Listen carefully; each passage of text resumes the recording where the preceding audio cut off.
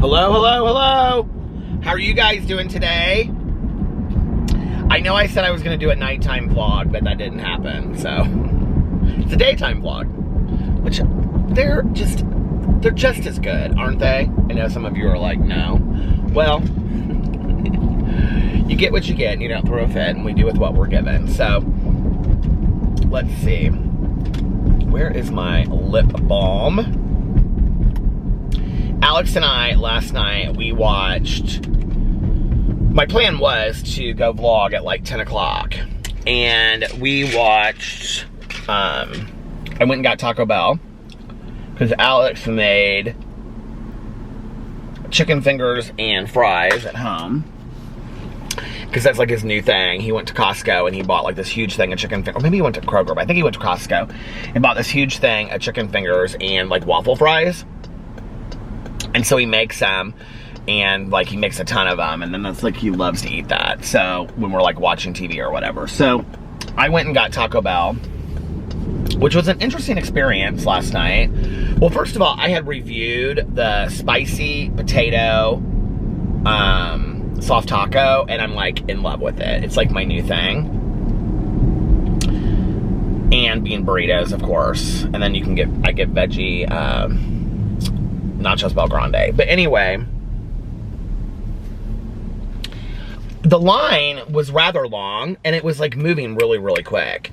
So when I got up to the window, I was like, she had the window open, and I was sitting there and I was like listening to her. She was really nice. And she had like all these things like laid out. And when somebody would come to the window, like come to the intercom, she would say, "Can I take your order?" And they would say, "Yeah, like I'm so-and-so and I'm here to pick up my order," right? And so she would like, you know, just give them their name. And so like Steve or something. And so she would just like set them out. And I guess like, and then she said one order, she was like, "Okay, the Uber Eats order is here." And so I guess people just like order their thing ahead. Is this like I mean, I knew that was like a thing, you know, like during COVID, that what people would do, like when people were on like, you know, lockdown during the day and whatever. But like, are people still doing that? Like ordering a lot of stuff and like just picking it up? Like in Indianapolis, like at the other main restaurants that I go to, I wasn't aware that that was like a big thing anymore. So anyway, just something to know. You can just order it ahead of time and then go through there. I think Taco Bell has an app too that you can order stuff on. So I got my Taco Bell and I came home and we watched 2 episodes of Pose. And by that point, it was like 12:20 or something, 12:15 or 12:20. And I was so tired. And I was like, you know what? I think I'm just going to go to sleep for the night and get up and vlog in the morning. So that's what I'm doing. Although it is 3:55. It's not the morning because I got up and I did a bunch of stuff around the house. And so I have to start getting ready at 6:40. I'm trying to be very organized today.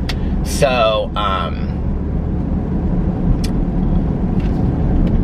have to start getting ready at 6:40 so I can leave the house at 7:10 and pick up Tanya Jean and go to our meeting tonight, which I'm excited about.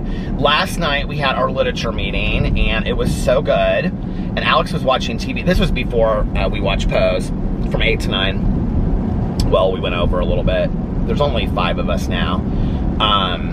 But it's a really good group. I'm so happy that we're still doing it. And so I set up my little table outside. I have like this little TV tray desk thing that I got from Walmart years ago. It's like this black like little desk tray. Set it up outside with my phone and my book and my glasses and everything so Alex could watch TV inside. And it was really nice sitting outside and having the meeting. It was fun. So, and we're talking, the book that we're reading, Drop the Rock, is about step 6 and 7. It's about character defects and removing defects of character. And it was really interesting, the part that we read last night. I've read bits and pieces of it through the years, but I don't think I've ever read it all the way through. Anyway, and then afterwards is when I went and got food and Tanya had asked me to go to buy her, but I was like, I'm so tired and I want to watch this show with Alex. And I was really excited about watching the first 2 episodes of Pose. If you guys aren't watching Pose, Pose is like one of the most fantastic shows ever. And this is like the final season. And I don't want to ruin it, but it's, and this won't ruin it, I don't think, because I'm going to be real ambiguous about it. The first 2 episodes are heavily about addiction, specifically alcoholism. Well, not really. There's several people that are affected by addiction. But, you know, it's interesting watching shows that weave this kind of idea, or dare I use the word narrative, of addiction through it, you know? Because especially when they put 12-step program pieces in it. Because then it's like, well, how you watch it almost kind of like if a show or a movie was like supposed to take place in a city that you lived in. Like I remember watching The Fault in Our Stars, and it was filmed in Pennsylvania, but it's supposed to take place in Indianapolis, you know? I actually drive by a lot, like the places that were in that movie. Like, I drive by North Central High School, which is where Augustus Waters, is that his name? He played basketball, one of the characters. And the gas station that she had to be like taken to the hospital by emergency, like by an ambulance. I drive by that a lot. Those 2 things are on the same road, which is the road I'm on right now, which is 86th Street. Well, this is 82nd Street, but it turns into 86th Street down there. So, you know, like if you're watching like a show or a movie where, like it takes place in your city and you're like looking to see like, did they get it accurate or not, you know? Or if it has something to do with something that you've lived in your life, you know? You want to see like, how accurate are they getting it? Like, did they do the research and things like that? And I will say that for Pose, last night I was super impressed, like how they did the whole situation with talking about it, especially talking about alcoholism. And they actually do an intervention on the show. And I told Alex, because so many people always ask me, like, they'll watch the show Intervention, and then they'll be like, is that how interventions really go? And how it happened on Pose is typically how it happens. Very few of them go really, really well. I think if you watch that show enough, you think that, like, interventions typically go really well, and the person at the end always goes to treatment, but that's really not the case. They very rarely go well. And you have to, typically, they recommend that you have somebody that is a trained interventionist doing the intervention. And, like, in Indianapolis, I think we only have, like, two of them here that are, like, trained interventionists that, like, know what they're doing. This one guy that was around years ago, he was so good. Because you have to kind of, like, see, I guess, both sides, you know, of the coin. I mean, you have to see it from, like, the addict-alcoholic's point of view, but you also have to see it from the family's point of view. And be able to communicate that back and forth while you're doing it. So, yeah, but it was really good. It's going to be a sad season, I can tell. There were some good things, there were some happy things about it, but then it's going to be, I think, the first episode ended happier, and of course the whole show takes, you know, place at the height of the, you know, AIDS epidemic. So I think that, and the way they show it is so realistic, and it reminds me so much of when I, like, came out, because I came out, like, right at that time, that it's almost kind of hard to watch sometimes because it reminds me of stuff, but, like, I was remembering this, watching this last night, that I remember they used to do a lot of drag shows in Indianapolis, that, like, they would do big drag shows that were fundraisers for, what is going on with my windshield? It's, like, clouding up.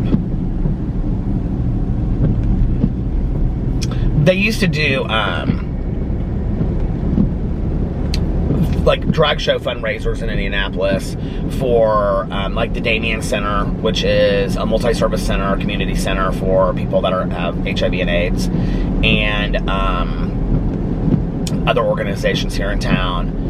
They would do like big fundraisers, like drag shows, but then they would also do drag shows that were specifically, I remember this, like for certain people that didn't have money for like medical needs and things like that. And I had forgotten that until last night. Or for like funeral services for people and things. And that was like right when I first came out. I remember watching an episode of Designing Women too, where the guy asked them to design his funeral. Do you remember that? That was like it was a good episode, but it was a hard episode to watch. So anyway, the show is really, really good. It's interesting watching shows like that, and they take me kind of down memory lane, you know, a little bit about like that time of my life.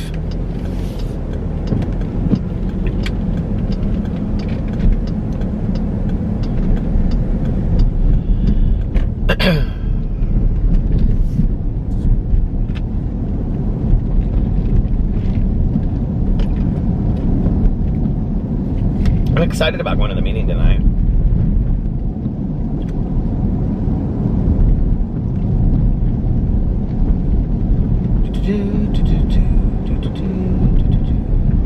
I don't really have a whole lot to talk about today. I know, isn't that crazy? I'm like trying to think of some kind of story or something to tell. Usually I just like start talking and it just like goes from one thing to the next. Peter ran out of things to say. Finally, after 5 years, I've ran out of things to say. My haters are like, thank God. Now don't say that. What would you have to watch and obsess over every day if you didn't have me? Seriously.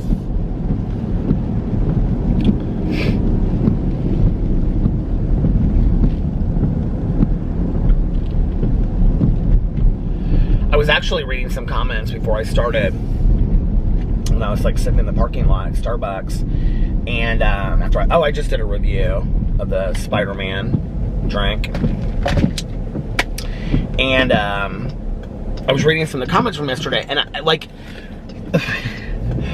when people comment on it's only on the vlog, I think, but there's no context to the comment. I'm always like, I'm confused. I don't know, like when people just like put like one word or something, you know, and I know that you guys are like answering something that I'm saying in the video, but like to me, like 24 hours later, I'm like, okay, I'm confused. Like, what did I say? Like, I don't remember, you know, because there's like no context to it. But a lot of people I must have been talking about true crime and like true crime YouTubers. I think I was talking about Bailey Sarian, yeah.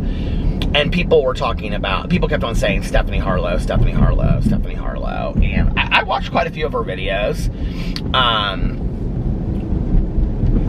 There's a lot of true crime people out there. It's more like this. I don't know what is going on with this camera. It's more like this. Whatever the topic is that I'm interested in is how I find who I watch, if that makes sense. Like Bailey Sarian, Kendall Ray, Stephanie Harlow, like I'll go in and like just watch a video of theirs about somebody that I don't know, because they're enjoyable to watch. But I won't, like typically, like if I'm looking up like, I'm trying to think of an example, like the Chris Watts case. Like I'll just search Chris and Shannon Watts on YouTube, and then whatever comes up is what I'll watch. I actually think Stephanie Harlow's video is like the most viewed video on that. Did you guys see that Cecil Hotel in Los Angeles thing? And Stephanie Harlow was in like 80% of that video. They used clips from her videos and they didn't even credit her. I did not understand that at all. Unless like maybe she said that they couldn't. I don't know. I didn't really understand it. If like maybe she said that she wasn't going to give consent for the clips to be used, and so they used them anyway under fair use. It's the only thing I can think, because I didn't understand. I was so confused, because like John Lorden Arts is in there. I found him because he did a video on Fox Hollow Farms, He had done like one of the only videos on Fox Hollow Farms, which is where her Baumeister lived and killed all of those gay men. My friend, she is like really into true crime as much as I am. And she tells a story about how she and her mother-in-law and like they were in like, she and her mother-in-law and like a couple other people were in a car and they were like driving by Fox Hollow Farms. And she said when she drove by, her mother-in-law in the back seat goes, "That's where it happened." She like pointed the window. And my friend said, "Where what happened?" And she goes, "That's where he killed all those dead gay boys. He killed all those dead gay boys." My friend always says that whenever we talk about her Baumeister case. Do you know they still don't like know half the victims that were out there? They've like not identified like half of the victims. Isn't that so sad? So yeah, that's what I do with, oh, and somebody said Christina Randall. And then somebody was like, Christina Randall's a true crime channel and she went to prison. Okay, first of all, Christina Randall and I are friends. I love Christina. She's been so kind to me. She's been so nice. And she actually started like long after I did. And she and Jessica Kent are really, really good friends. I think Jessica calls her grandma or something. They all call it, isn't that Christina's name was grandma or something? But anyway, I adore Christina. And, she and I have talked quite a bit, and she and Jessica kind of came up at the same time, but they do the same thing, but kind of different. And I noticed like 2 months ago, I was like, 3 months ago. It's been a while, because it was right when she first started kind of like crossing, maybe it was like 6 months ago, when Christina started crossing over and doing a lot of true crime. I think she's actually perfect for true crime, you know? And, I would love to do true crime. I would love it. The thing is, I don't know enough about it. And okay, so like, I'll read a book or, you know, oh, people didn't, I was asking for podcasts. That's what it was. That's probably why people were putting Stephanie Harlow down. Does she have a podcast? She has a podcast. I'm not aware of that. Yeah, I would love to do like a true crime channel or something like that. The problem is that they take a lot of work, okay? Like, the true crime YouTubers don't get nearly as enough validation as they deserve, because the work that goes into researching those cases, I mean, you can read just a Wikipedia page and, like, write down some notes, but you're not gonna, like, it's not gonna be a really in-depth video. Most of these people, like, Bailey Sarian is interesting because she'll talk about, like, highlighted points while she's doing makeup and get in and give her opinion. So hers are kind of different. Like Kendall Ray and Stephanie Harlow, they go in and like really deeply discuss the case. Bailey Sarian does too, but not really on that level. And Christina, she goes in and really discusses the case as well.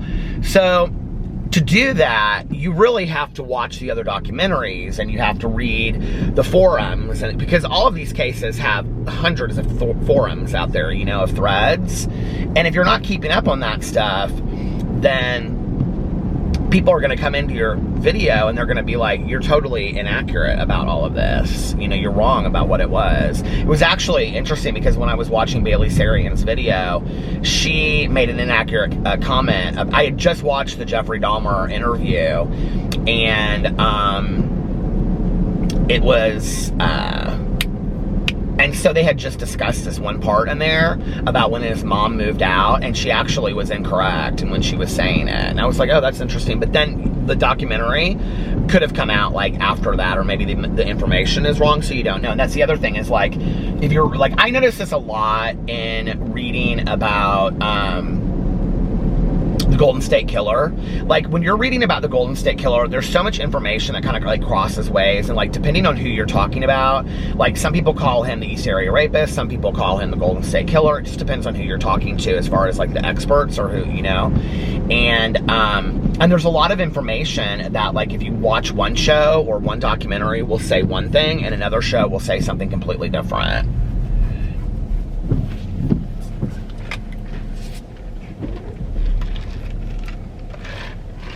I also think it's hard coming from a true crime book point of view because it's completely different. And it really, really is. And this is something that Mel and I have talked a lot about. You know, it's completely, completely different. Because we're reading a book that somebody has gone in and done a hell of a lot of research on, you know? And we try to pick books that do not like take, like one of the things I don't love, and a lot of these YouTubers do it, or a lot of these YouTubers will speculate about why something happened or whatever, which I think speculation involved in true crime, talking about true crime, is fine. But there's a danger in speculation becoming fact, if that makes sense. And so like one of the things that Mel and I are really careful about is that when we're picking a book, that we're not picking a book where they, like one of the things I don't like, I can't remember what the book was that we read, but he did it a lot in the book, where they make up conversations that occurred, that there's no way that you would ever know if the conversation occurred, right? Like there's no way whatsoever, and the people are gone, they're dead, and the killer is gone or whatever. There's no way to know if the conversation really occurred, and so they make up fictionalized conversations based on facts. Well, I have a problem with that, okay? Especially when you're reading a documented factual book. I think that was the John Wayne Gacy book, which I loved that book, but I just had an issue with that. Now, going into Last Call, I will tell you at the beginning, he says at the beginning of the book that there are created conversations that he based on as much evidence as he possibly could. And he says that at the beginning of the video, or the beginning of the book. And so, like, I don't mind that, you know? But I think that Stephanie Harlow, Bailey Sarian, Kendall Ray, and Christina Randall. Well, I love all of Christina's videos. I don't really... Christina's somebody to me, you know, like, people are so nice to me that they'll say, like, I could watch you brushing your teeth, you know, and I would, like, still watch your videos. Like, that's Christina for me. Like, Christina's somebody that I could literally watch her do anything. Like, I love her Instagram stories of when she's just hanging out with her family and stuff, or she's just talking. Like, for me, Christina is somebody that, like, if we lived in the same city, I feel like we would be very close. That... whether she's talking about true crime or she's talking about whatever. By the way, did you know she was on a Bravo show called Spy Games? So, I think it was called Spy Games. Yeah, I mean, I just think she's really, really cool. And, but I think all of them that I just listed do a fantastic job of trying to get the stories out there. So many of them really, really continue to advocate for the victims, too. Like, I know Kendall Ray really advocates for the victims. It's funny because Kendall Ray made a video years ago about drama channels, and she and I kind of had this back and forth, even though, like, in her description box, she put me in the thumbnail of it, and then in the description box, it was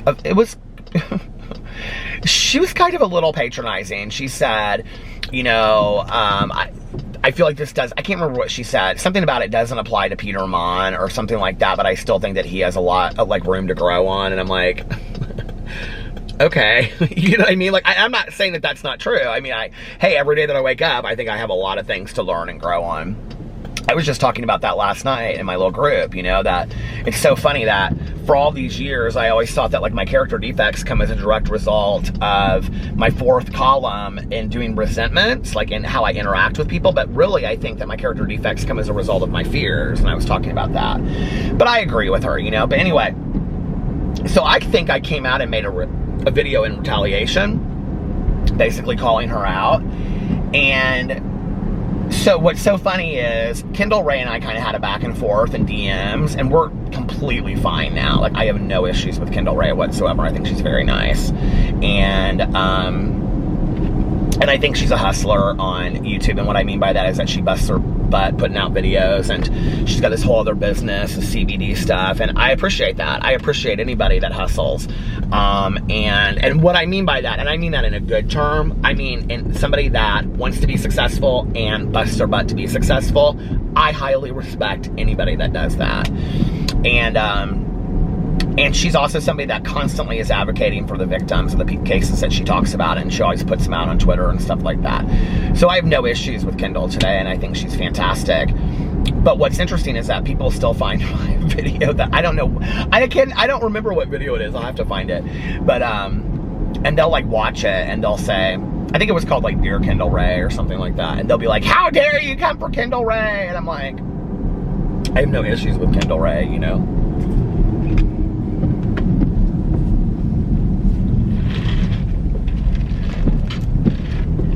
It's the same thing with Shannon Rose, she has been so far off my radar, I don't even know if she makes videos anymore.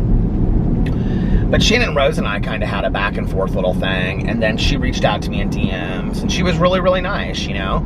And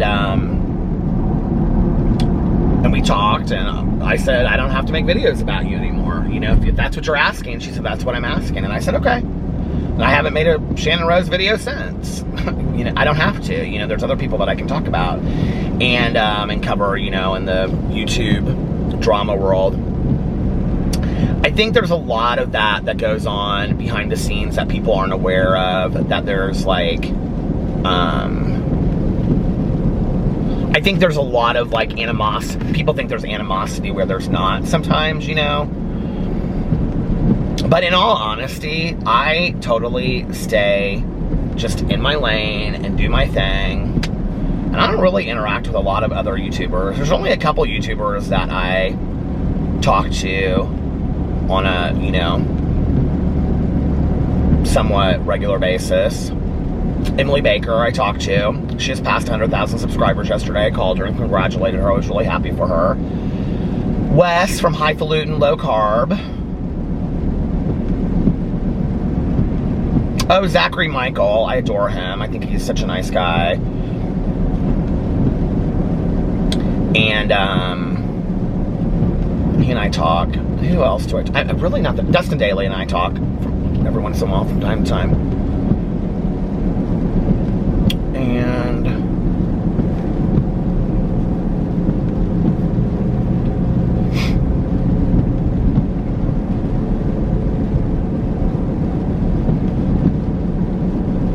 it would be nice if I had somebody in Indianapolis that was like a YouTuber that, you know, like a YouTuber, you know, dude with a camera. Somebody that did similar things that I do on camera, you know, that like understood it, you know, that I could pal around and talk to or whatever, you know, or go get coffee. And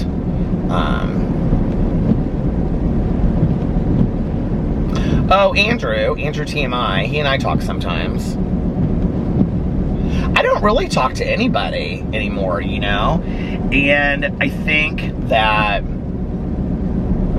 well, I've been super, super busy with recovery stuff too. Oh, I like that little Jeep. What is that old-fashioned Jeep?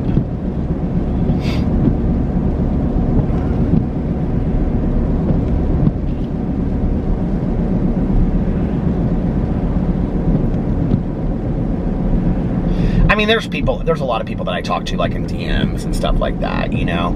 But I think there's this idea of, like, if people don't, you know, tweet back and forth or whatever, then they're, like, they don't talk, or they're, like, hate each other or whatever. I don't hate anybody. Like, I really don't. I have no issues with anybody. I say this all the time. It's like, do what makes you happy. I've worked on the things I need to work on with, you know, and just enjoy it. And I feel so blessed to have YouTube, and I love it, you know, and I love doing YouTube. I think it's so fun.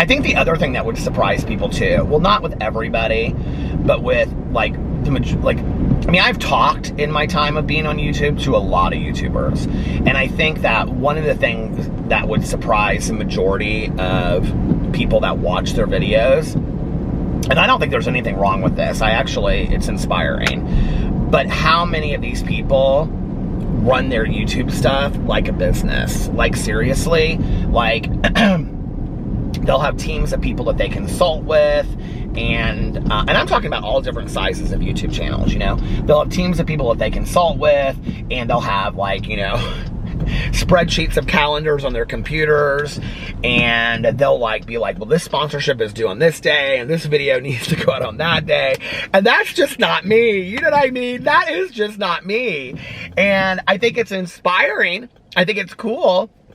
You know, I wish I was that way. I wish you know, I don't know, maybe I kind of don't. You know, I've always kind of been just a, what'd she say in Pretty Woman? We watched that movie this weekend. Fly by the seat of your pants kind of gal. I mean, I am, you know. I make a list every day before I go to bed. And I list on there my different YouTube channels, but I don't really put on there, like, stuff. Like, I don't put, like, videos on there because I don't really know till the day I wake up, like, what I'm going to want to do. Now, I will tell you, like, on my BookTube channel, stopped. I may put like a picture, or I'd take a picture and put it up on my Instagram of the May book for Peter's Book Club. So I may do something like that, but like then underneath there I have, you know, written down just like get ready for meeting, call deck people.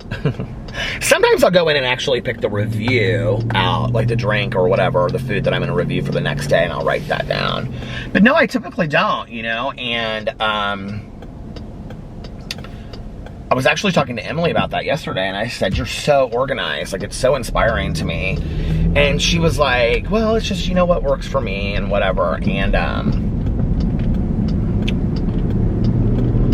but she's not the only one. Like, I feel like a lot of people that I have talked to are just like super, super organized. And I wouldn't say I'm unorganized, but you know, I will say that when I started YouTube, posting consistently with my BookTube channel, which I'm coming up on my 5-year anniversary of that, which is crazy. It'll be May 11th.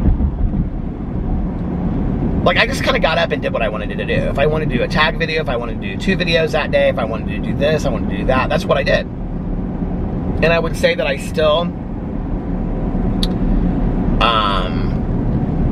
do that, you know? The only thing is, I wish that, like, since I've started to go to bed earlier and do my vlogs sometimes during the day, I have found that, like, I'd get really good night's sleeps, and, sleep, and I like that. I wish I was still, like, I have a hard time now, even, like, I noticed this on vacation, I didn't stay up that late, you know, and I don't know if I'm, like, changing the way that I am or whatever. I'm probably, like, this summer, it'll, you know, be I'll probably go back to how it was before. But I have a hard time staying up till 4, 5, and 6 o'clock in the morning anymore. And if I do, I am just really exhausted the next day. So I still do a couple nights a week, stay up that late, you know? But I will also say that, like, my audiobooks, like, I haven't been listening to them as much because I'm not staying up as late. Whereas before, I would vlog for an hour and a half because, you know, I would lay down, take a nap, and then at 1 o'clock in the morning, get up, and I would vlog from 1 to 2:30, you know, and have an hour and a half vlog. And then from 2:30 to 5, I would listen to an audiobook. Well, I was finishing audiobooks, like, every 2 to 3 days. And that's not the case because I'm not driving around as much at night, you know what I mean? And so, I'm not getting as many audiobooks done as I was, let's say, a month or 2 ago. And I don't know, maybe I just needed, like, a month or 2 of some kind of, what I think everybody else would call normal sleeping, maybe. I don't know. Oh, my battery is gonna die. As soon as I pulled in here, my battery is gonna die. Good thing I have another battery with me.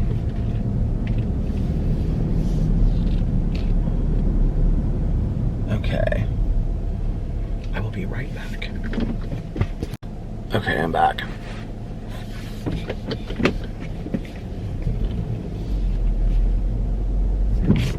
I did all this wash, and then Alex and I were both doing wash kind of at the same time. And so he went to go put his stuff in the dryer, and then he took my stuff and he took it out of the dryer and put it on top of the dryer. And I asked him like 2 hours later, I was like, was my stuff in the dryer? And he was like, yeah, I put it in the dryer and I dried it for you. I was like, oh, thanks. And then I was like, and he was like, yeah, it's on top of the dryer now. And I was like, oh, okay. And I was like, as soon as we get done watching these shows, I'll go take it, and I'll fold it, right? And it was so funny because Alex brought up like this, he did all of his wash from like the last couple weeks. He had like, well, a lot of his stuff he'll do is like socks and stuff like that. So I guess like last 2 weeks. So anyway, he had all these socks he had to fold. He brought up this huge basket of all these socks. And he like brought it out and he was like getting ready to fold it while we watched Pose. And he goes, who am I kidding? I'm not gonna do these right now. I don't know why that cracked me up so much. But anyway, so after I went to sleep, I totally forgot to go down and fold these clothes, right? So, I went down there this morning or today to get these clothes out of the dryer. They're so wrinkled. This shirt, actually, I took out of there. This is like the least wrinkled of all of them. But, they're all so wrinkled. Don't you hate that? And even if you put it on like the wrinkle proof thing in the dryer, it won't do it. So I had to like put it on a short wash and rewash them because I don't want to like iron all these shorts and stuff. Do you know what I mean? Like they're horribly wrinkled, horribly wrinkled. Anyway, it's already 4:30. I've got exactly 2 hours to get everything I want done today. I can get everything I want done today.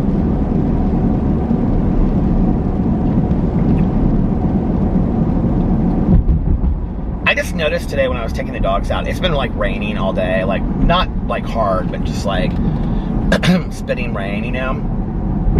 But do you guys see this over here? I like noticed today when I was like walking outside, I was like sometime between when we left and when we came back, like Indiana like opened up, like spring is here. Like the trees are all like bright green. Do you see this? I mean, they're beautiful. Like the trees just all like lit up and are bright green and so yeah.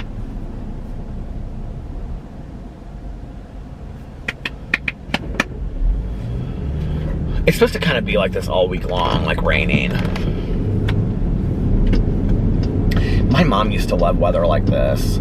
She'd make a pot of coffee, and then she'd just sit there and read, and watch shows.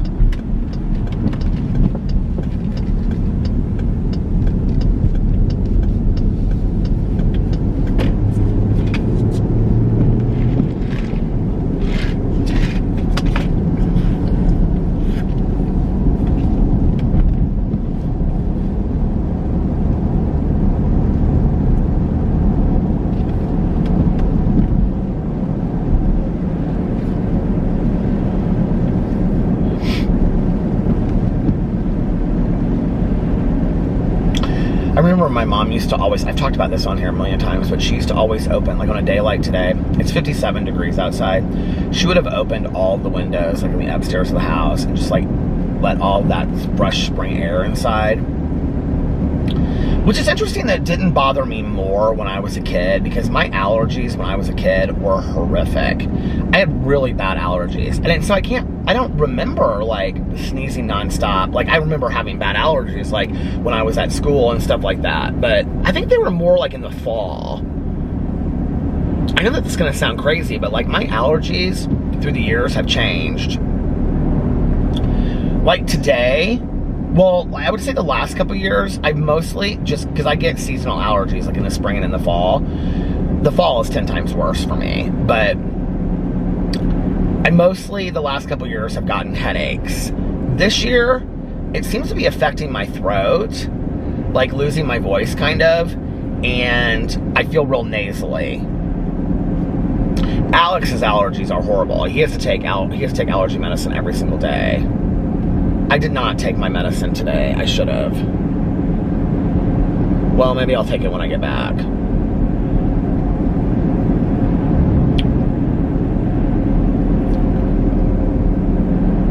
Do you ever look at trees and wonder how long they've been there? Like some of these trees that like just bend and like they're so like twisted and stuff, you know, and wonder if like these trees have been here forever.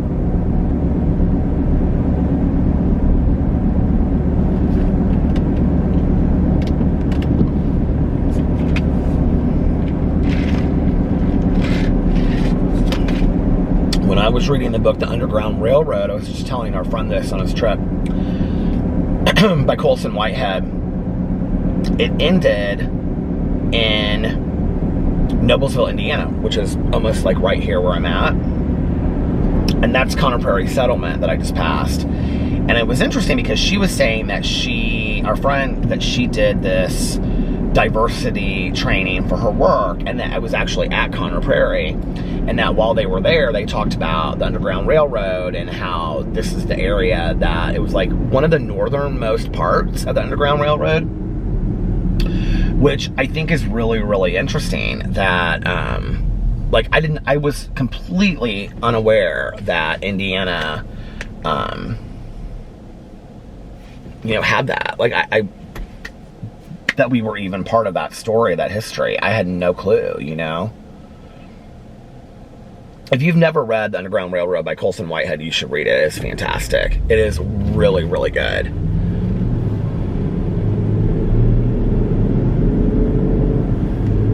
Probably one of the best books I've read in the last 10 years.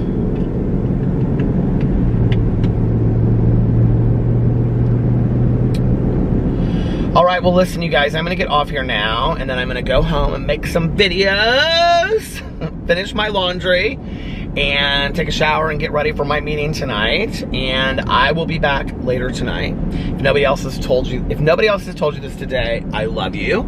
I hope you're having an amazing day, and I love you guys, and I'll see you tomorrow. Bye. Love ya!